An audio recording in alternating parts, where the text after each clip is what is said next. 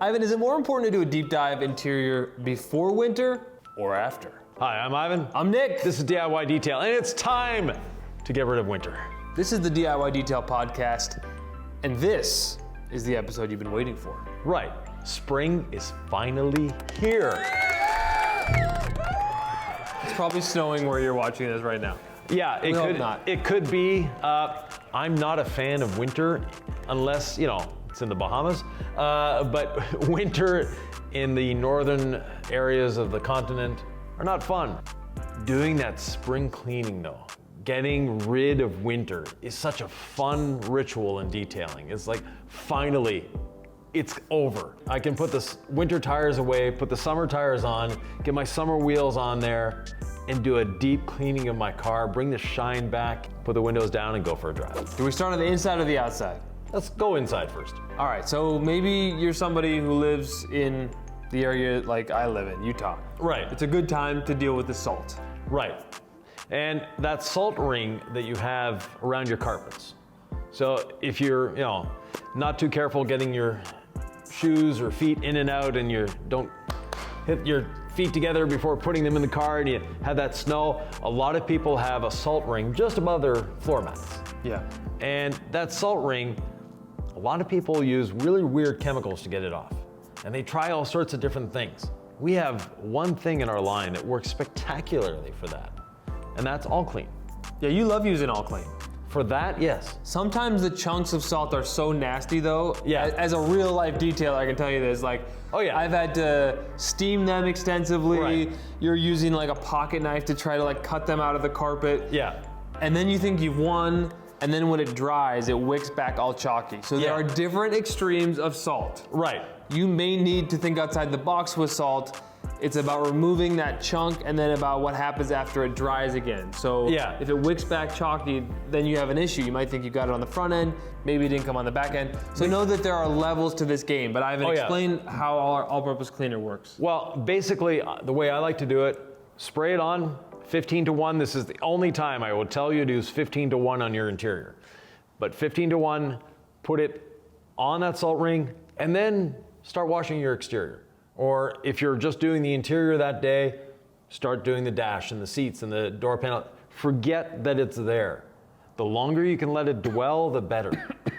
Then those salt chunks will just almost vacuum away. But I like to do that and then take a stiff brush, get in there once it's sat for a while, work it so that stiff brush, once again, it's breaking down those chunks and it's getting it out. Then a microfiber towel. And just rub the microfiber towel to almost dry it. You want to have that carpet dry, then you can inspect it.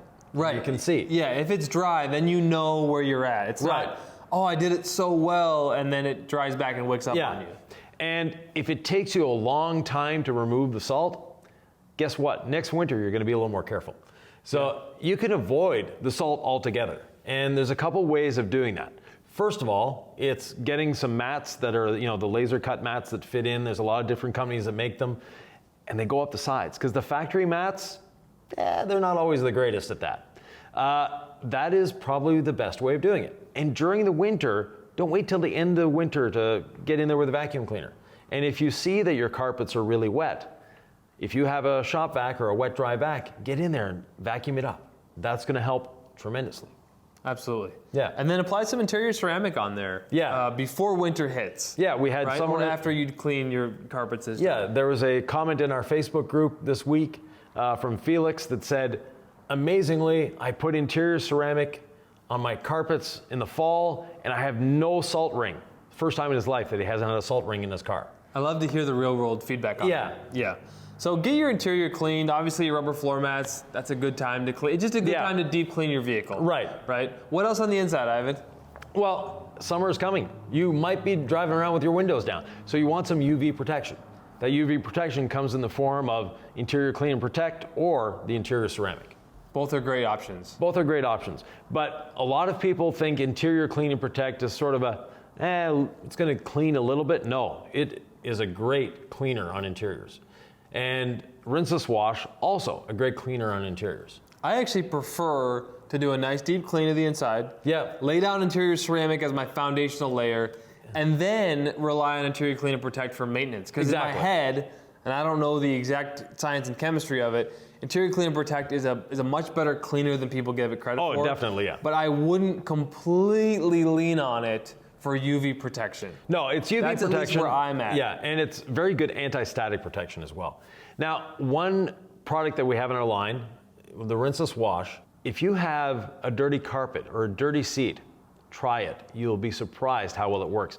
Because rinseless wash encapsulates that dirt and takes it away. Sometimes all you need is a microfiber towel with a bit of rinseless wash on it, scrub the seat with a microfiber towel, go over it with a dry towel, you'll be surprised what you get out of that seat. Okay, and don't forget about like the Bissell Spot Pro extractors out there, the $100 to $150 extractors. Just a little bit of like extraction where you're flushing a solution in there. Right. Whether it's hot water, just water, some kind of carpet cleaning solution. It's like a low pH rinse product. At the end of a cleaning session, it's sucking and then putting that new solution in at the end to sort of neutralize the initial chemical. Yeah, I'll go down that rabbit hole if you want me to, but it's not a bad option for people who don't want to go hire a professional, who don't want to buy, a Mighty Light extractor. Exactly. Those are well north of $1,000. Yeah. It's something that it'll clean up urine in your house if you have a pet. So you'll get use out of this. Oh, definitely. Beyond just your vehicle. Yeah. Not a bad little investment. No. Sometimes though on seats, be careful. A lot of seats these days have occupancy sensors, they have seat heaters, they have blowers in them, so too much moisture on the seat can be a bad thing. Is this one of those where you should like read your owner's manual? That is one of those things, yeah. The other day we were doing a cart building contest, which probably won't be out here at this time yet. Yeah. And instead of like, because Ivan and Sylvia had their cart built in about 10 minutes, and an hour later I was still going in. But instead of, like making fun of me or telling me that I was, not doing it right, which I was taking so much longer that I figured that's what was gonna happen. You were like, oh, you're reading the instructions. You need any help? And that was it. Yeah. Because you saw me reading the instructions, and in your head, I know how you think. You're like, oh, Nick's doing it the right way. I was like, I just didn't have all the tools, so I was trying. I'm also a little slower, but I read the instructions. Excellent. The cart got built just fine. Yeah, exactly. But on your interior as well, get those windows clean. Change out your cabin filter. Most vehicles have cabin filters these days. Change it out. Get rid of that winter smell. Get in there. Is that something that is easy to do, or you should pay a lot of money for at your oil change place? Yeah, it's very easy to do. There's this thing called YouTube University. You're watching YouTube right now. If you're watching us on YouTube, if you're listening in the podcast apps, well, you can go look on YouTube. But you put your model car, the year of the car, and cabin air filter, a plethora of videos will pop up. Or you can read your owner's manual. Well, I met this lovely woman on the plane, Victoria, who asked me to ask you if we could do a couple of videos. Because I was like, you're an average person out there, an enthusiast. Like, tell me what you want. And she asked about oil changes and cabin air filters. Yeah. Oil changes, there's a lot of liability there. You probably... And we're not set up for that. We're not set up for that. That's not what we do. But would we encourage the DIYer to change their own cabin air filter? Oh, yeah. It's actually in the owner's manual of most cars, how to change it. It's usually very, very simple. Now, when cabin air filters first started coming on the market, you needed wrenches and it was hidden in a obscure place in the car, but now they're purposely making them easy to get to. So where would you go and get your cabin air filter? Your local auto parts store. Okay. Yeah. Will they do it for you, or you got to? Some of them will actually do it for you. So you may benefit from that. Yeah, exactly. Little loophole. Right. But that being said, change your cabin air filter. Make sure your windows are spotless. It's beautiful looking out of clean windows. And all winter long, you've been cooped up in the car with the heat on and coats and things like that. And it's nice to smell that nice clean interior, have clean carpets, have a clean dash, have a clean seat, windows to look out of. It feels so good to have a clean car. Yeah. And one thing I counsel people against regularly, and a lot of people use these things, it's those little air fresheners that clip onto your vents. They have oil in them. That oil is getting everywhere in your vehicle because it's blowing through, it's vaporizing the oil, that's where you're getting the scent from. But that oil lands everywhere, and it makes your windows difficult to clean. It makes your dash sticky and difficult to clean. It allows your seats to absorb dirt because now they have oil on them. So try another way of getting a fragrance into your car other than those little oil-filled vent things. Okay, so scented candles is your recommendation? Scented candles, no. Now, a couple old school tips and tricks. is take a regular lump charcoal, put it in a cotton bag, put it under the seat. That's going to not give you any scent, but it's going to absorb odors. So what kind of charcoal? What you put in your barbecue.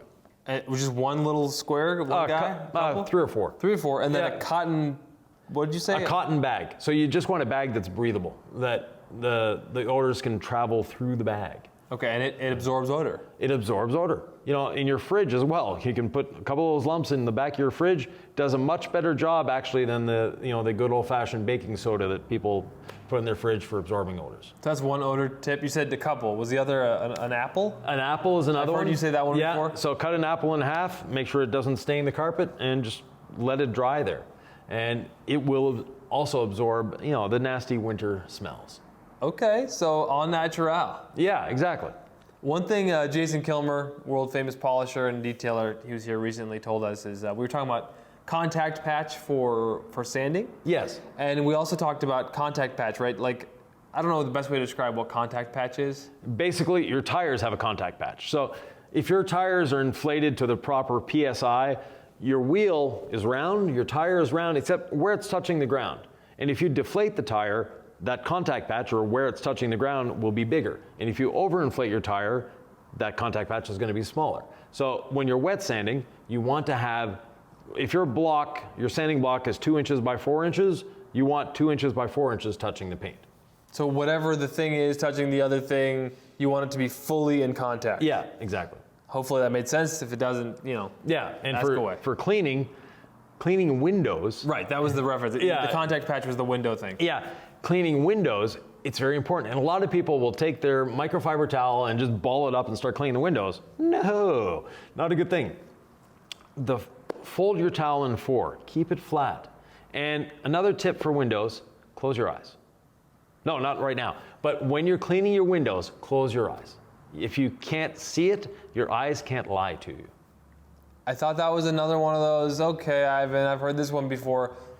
But when Jason was here, we did wet sanding and I was doing okay, and then he told me to close my eyes and just feel the paper under the block against the paint. And even you were watching or listening and said it was a better sand. Yeah, because you could hear the difference immediately. And with cleaning windows, it's the same thing. You want to, first of all, the least amount of liquid you could put on the window, the better. If you're using our Crystal Clear, I do not want you to spray liberally on the window. No. 1 or 2 sprays on your microfiber towel, you're good to go. Then close your eyes. Go over the window. Make sure you get in the corners, because people inspect the corners. Maybe put the window down a little bit, do the top, put it back up. Then with your dry towel or the other side of the towel, because you didn't get it too wet, dry the other side. Again, don't look at the window. When you look at the window, your eyes are telling you, dude, you're good. Your hand is telling you, oh, no, I still feel a little bit here, a little bit there. But your eyes are going, no, there's nothing there. So your brain goes, hey, the eyes, they know more than the hand. Take the eyes out of the equation, the hand, all of a sudden the brain is going, I have to listen to you, I guess. That was a very scientific explanation. Extremely scientific, but try it. You'll be surprised. If you have like a dog in the car or kids in the car that, the finger's in the window or the dog nose in the window, that is the best place to experiment with this. And once you do it, you'll be going around the house like, okay, the mirror is here. Yeah, it's just the best way of cleaning glass. Would you ever use all clean for a first pass on glass? If it's just really nasty smoker window, you're dealing with a lot for that first initial knockdown? Yeah, 30 to 1 and very, very little. And the smoker glass is one case, or the dog nose in the window is another one. Right. Yeah. And then after that, either crystal clear or rinseless. Yeah, depending on what you have. Right. If you were washing the car with rinseless, it's right there. If not, if you just like a dedicated glass cleaner, yeah, both work for sure. Exactly. I like crystal clear. We don't talk about it much on this channel, but I love it for windows. Yeah, it's a great window cleaner, and it has a long wetting cycle. So it doesn't just evaporate away. It stays there. So it's able to emulsify the dirt, break it down, and then when you're going back with the dry towel, it's just easy to wipe off. Does a great job. I clean my glasses with it daily. You know how we always say less is more? I'm probably the guy who puts in too much rinseless in my wash bucket or when I mix it. Yeah. The glug method. And that's the one thing you don't want to do with rinseless wash. We want to save you money. If you put too much rinseless wash in the solution, One downside is it can be a little streaky, just a little bit. Right. Nothing's gonna get ruined. You're not gonna like destroy your car, but too much rinseless will probably end up a little streaky. Right. That's why maybe I prefer crystal clear on glass. Yeah. And time to go to the outside of the car. Let's get out of the car. Let's go outside and do what we do best. No, we do it all. We do a lot of exterior videos, but this is a really important time. Let's talk about the undercarriage, because I don't think we ever talk about it or showcase it. No. I never really did much with it as a pro. No. But a lot of people ask, what do I do with my undercarriage? Yeah, and by the way, we will be doing more interior videos because now we have much better lighting. And that was one of the challenges we had in the previous shop, was the lighting to do interior videos. So those of you wanting interior videos, stay tuned. But yeah, cleaning the chassis. And it's as simple as getting under there with a hose. You don't need chemicals to break down the salt. Water does a great job of breaking down the salt. You just need a lot of it. So one of the ways of doing it is find a touchless car wash in your area, and just take your car through it. They have, usually, you have to pay a little extra fee, an undercarriage wash. Now, if you don't have that, you don't have it available to you, you can go on Amazon. They sell these cute little things that go in a pressure washer if you have a pressure washer. And that cute little thing is 2 wheels, a little aluminum block, some extensions that go in your pressure washer, and 4 nozzles underneath, and it just sprays water up. Sounds like something you could build. Actually, in my shop, that's what we had. I built one, but not to go with the pressure washer. So I wanted to flush a lot more. So what I did was, with copper piping, so if you're into plumbing and you have some 1/2-inch copper pipe left around, I took a 2-foot section of copper pipe, put a T in the middle, so 2 1-foot sections, drilled 6 1/16 diameter holes, brought it out to an extension with a valve that I could plug my garden hose onto. And that under the car was spectacular at rinsing, because with those small holes, the garden hose pressure now became much higher pressure, but I had enough volume to get in there and rinse. And you would see stuff just falling off. And when we were doing car washing in the winter in our shop, we would actually use that to get salt and all the accumulated, ice clumps and all that from the underside of the car out of there, because we tended to work on cars on lifts, and we didn't want to have to lift it on a chunk of ice and then all of a sudden that ice melt and the car moves, and so we wanted to get that ice away from there. I knew that would be a LaCroix special. Yeah. As soon as I mentioned it, and sure enough, of course you'd built it. Yeah. So that's such a simple way. I mean, people are going to say, can I use water spot remover? Should I use quick beads after, or is just rinsing it with water enough on the undercarriage? Rinsing with water is enough. And if you had a good rust treatment in the fall, you don't necessarily want to be going at it with chemicals, because that will remove that rust treatment. Who gets a rust treatment though? Hopefully everyone that lives in states and provinces that use ice on the road. I've never done it, but then I have had car issues lately. Yeah. So maybe that's something to look into. Right, it's not expensive. You can do it yourself. There's a lot of products out there, but you have to be able to get under the car. But it's just a nice, simple way of protecting your vehicle. It's not expensive. Okay. Yeah. We've talked about the undercarriage. We talked about the undercarriage. Now what? Now, wheel wells. So we're going low to top? Yeah, let's go. Usually we go top to bottom. Yeah, let's go. We're spicing it up. We're celebrating spring. Yeah. One of the things I do, I have winter wheels and summer wheels. And if you have winter wheels and summer wheels, clean those summer wheels before putting them on the car. Now they're off the car. You're doing a wheels off detail, they're off already. Now personally, I clean them when I take them off in the fall, because in the spring, I want to get out there and drive as fast as possible. So my wheels are clean, but you're taking the winter wheels off, I clean them as I'm taking them off. So again, in the winter, when I'm forced to put them on, at least I know they're clean. That's a good idea. Yeah. Or just winter tires. I guess you don't need to clean those till they go back on. No, but for myself, I have, we have winter wheels and summer wheels, because changing the tires back and forth on the wheels becomes cumbersome after some time. So it's just easy, and you can buy some inexpensive wheels if you want for your winter wheels, and away you go. Okay, so we want to clean the barrels, do a deep dive on the wheels, get them nice and clean. Yeah. Put some quick beads on there. Yeah, and while you're there, easy to clean after that. Clean out your wheel wells, get in there.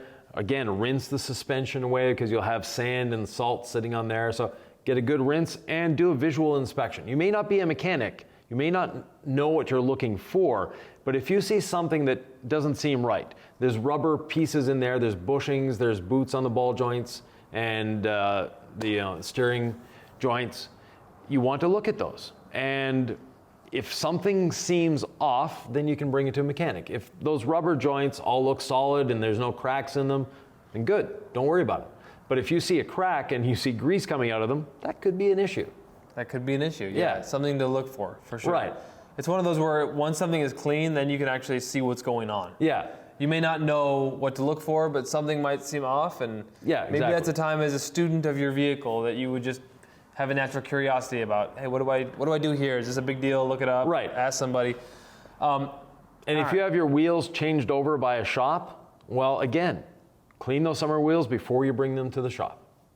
The paint. We need to get this deep cleaned and decontaminated. So here's what I think, Ivan. Yep. We want to wash it. We want to use our perforated synthetic decontamination towel. Definitely. With iron remover. Yep. And we want to do water spot remover. Yes. What order? So, first thing, foam on with Incredible Suds, or take your rinseless wash, put it on there. Let it dwell. Let it sit there. Let it eat away at that dirt. Then rinse it. Now, you can rinse it many different ways. You can use your pressure washer, you can use a garden hose, or you can use a pump-up sprayer with rinseless wash in it, depending on what your situation is. Once you've rinsed it clean, it still has traffic film on it. So now we get out our contact wash, whether again Incredible Suds or rinseless wash. We do our contact wash. We have hundreds of videos here on doing a contact wash. So you can watch any one of those, you'll get the idea. From there, after we've done that contact wash, now we get out our PSD towel, perforated synthetic decontamination towel, PSD. It's the fine grade clay towel, and if you're curious, what is this, where do I find it? Right here on your screen, near the tag products button, it'll show up. So it's gonna say fine grade clay towel.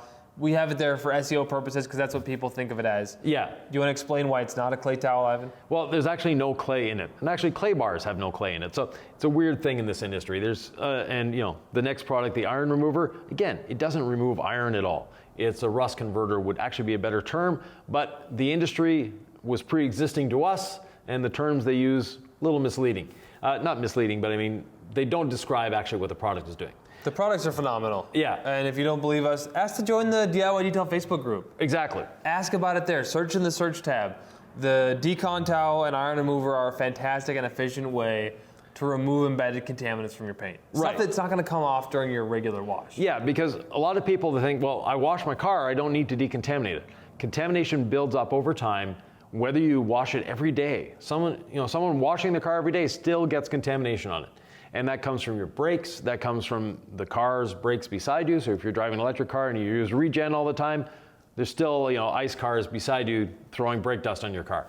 So you have to decontaminate your car. And that decontamination, it needs to be decontaminated when you feel your paint and it feels scratchy or it feels rough.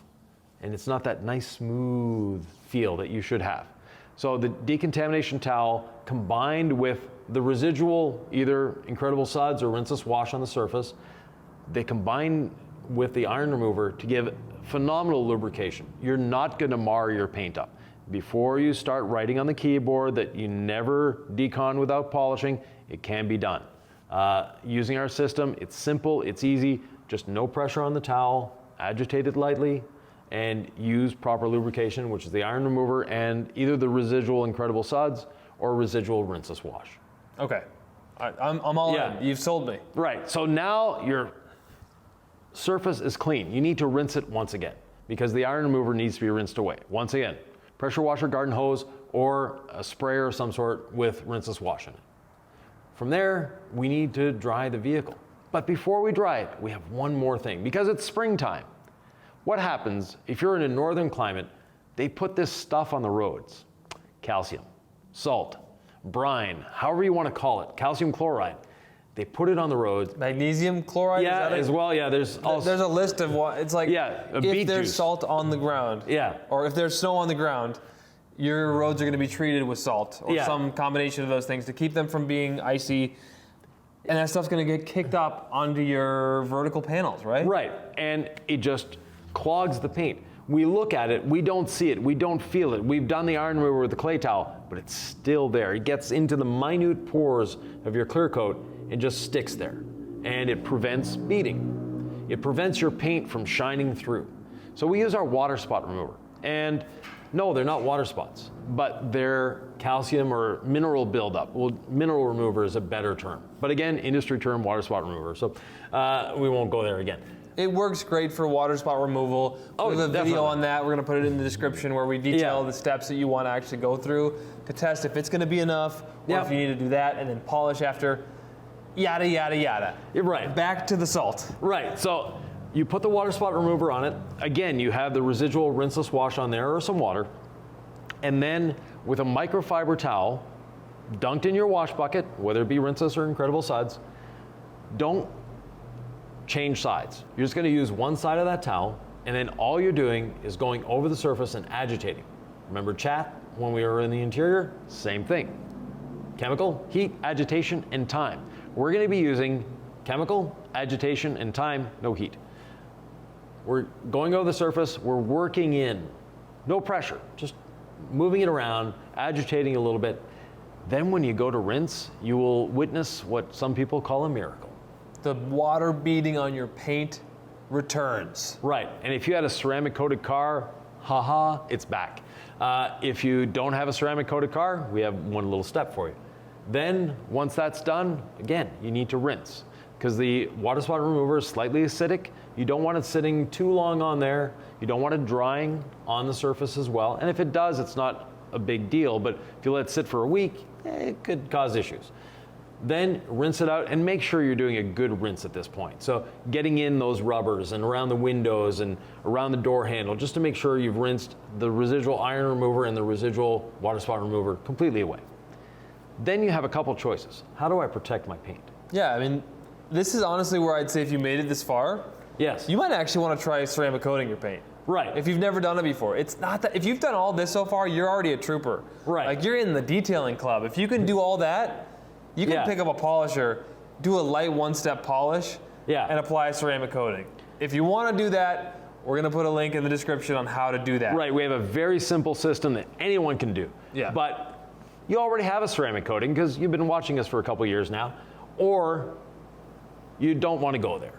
Now, we have a couple options. We have quick beads. If you're using a hose or a pressure washer, quick beads is a fast, easy way of getting some gloss, some shine, and protection onto your paint. Yeah, if it's wet and it's clean, quick beads is a great candidate. Right. All you're gonna need to do is spray it on, let it dwell for about 30 seconds, work panel by panel. Yeah. Big sections of the car not advised in the sun, so that's wet, maybe a couple panels at a time. Right, and quick beads, phenomenal on wheels, wheel wells, all that whole area that it's harder to clean. Yeah. Quick beads is going to make them easier to clean. From there, you also have ceramic gloss as an option. Now, ceramic gloss, you can use it as a drying aid. You can use it, dry the car, and then use it as a wipe on, spray and wipe application. You can use it with an applicator like you would a ceramic coating, but if you're there, you might as well put on a ceramic coating. You can even use it with a polisher and our red jeweling pad. Lots of options to lay down some ceramic gloss protection on your paint. And to give you an idea, the gloss we have behind us is ceramic gloss laid on with a polisher. Or you could apply our paste wax, which, depending on when you see this, hasn't been released yet, but TBD on the paste wax. Yeah, the paste wax may or may not be around. Yeah. And it's not a paste wax, it's a cream wax. I just called it a paste wax. I know, yeah. In my head, I know the product, it's not a paste, but people just say that. And it's a wax. It's a wax. A good carnauba wax, it's going to provide a bit of filling. So it feels like crazy. Yeah, so it's a good thing. Yeah. Especially if you're going to your first cars and coffee of the season, you want to make sure that paint is as good as it can be. The wax is a great tool for that. And if you have a ceramic coating, all of these things can go over a ceramic coating. Be it quick beads, be it ceramic gloss, be it our wax. And the wax, though, it's going to slow down your detailing process slightly. Ceramic gloss is super quick to apply. Quick beads, even faster. But our wax, you put it on and you let it sit there. You can even let it sit overnight. And I know you're saying, whoa, a wax overnight? No, I want to be able to get it off the next day. The longer you leave it sit, even in direct sunlight, the easier it's going to be to remove. I know Ivan, and he loves a good lunch, because I don't see you eat breakfast. So lunch is your first meal of the day. Yeah. And I think it's a good thing. You get up in the morning, you decontaminate the paint, you've washed it thoroughly, you've done the interior, and then you're ready. You just put the wax on and have your lunch, come back, let it sit in the sun for a couple hours, whatever. Yeah. Leisurely come back and wipe it off when you're done. Yeah, it comes off super easy. Now, all this that we've described seems like a lot of work. And it's something that, first of all, it should be fun to do. So you can break it up into 2 days. You can do the interior on one day, the exterior on the other. But in reality, if you've got your tool set up, if you're organized, this is something that you can do in a morning or an afternoon. It's not that long of a process. Folks, if you found value in this video, tell us the one thing that you learned in this video. Hopefully you found something different that Ivan or I said. You're like, I'm glad I came by to the DIY Detail podcast. I'd like to come by again. We love to hear that. And then give us your questions, because we're always looking for your feedback, which helps us with ideas to make videos that can help folks out there learn. Exactly. With that, thanks for joining us. Again, the questions, please. There's the comment section below. It's there for a reason. We actually monitor it on a daily or hourly basis almost, and we love answering your questions. We have our Facebook group, the link is below. Facebook group is almost 50,000 people strong at the time we're recording this. And it's just a great place to share information, share your successes. And if you have an issue, share it there as well, because there are people to help. If you want to learn more about how to detail, I highly encourage you to watch this video right here.